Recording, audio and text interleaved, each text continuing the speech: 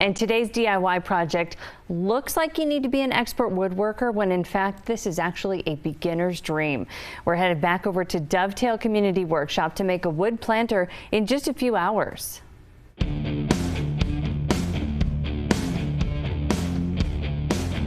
Everybody requests outdoor projects, which I don't garden, so I kill all plants, so I never do these things. So I'm so glad that that's the project you chose today. I'm glad too. What are we making?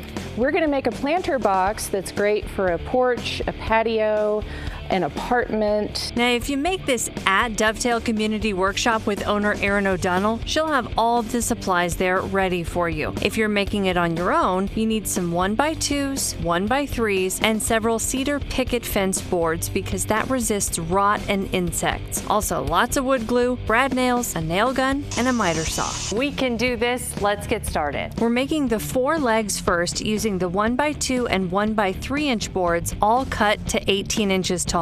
Erin already set up a stop block for us at the exact measurement that's going to hit this saw perfectly so that every cut is exactly the same. You don't have to sit there and pull the tape measure out over and over again. Such a good hack. We're going to wood glue right there. Make sure to spread the glue out each time so it covers the whole surface, then nail with 1 1/4 inch brad nails. That was fast. What's next? We're going to do our sides. I'm going to do mine at 17. You're going to do yours at 18. 2 short sides, 2 long sides. Right. Okay. Shorter pieces, longer pieces, and we're going to assemble the longer first. We're going to do flush to one end. Okay. We're going to have a little foot at the other end. Swapped out the nails to 1 inch.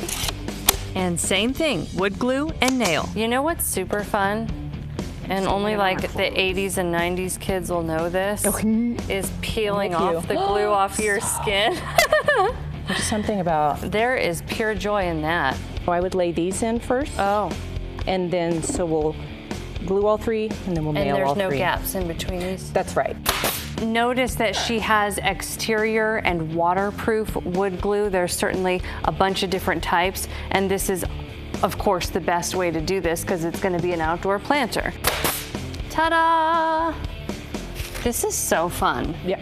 Because you're watching it come together so quickly. Then the short sides go in. Same thing, right? Yes, it's the same thing. You can make this in the morning and you can have stuff planted by afternoon. Yeah. Then we cut and attached 2 1x2 boards to brace the bottom slats. So the... Oh, look at it. It's already so cute. We're going to dress it up even more. Okay, what's So we're going to next? give a little frame up here so we don't see all our joints. Okay. Now it's time for those bottom slats. So we're just going to use our scrap from all the other things we cut off. Those are all different widths, which is fine. Are we done? We are done. We did it, and it's so cute. Thank you. You're very welcome. I love it. High five. Yes. We nailed it.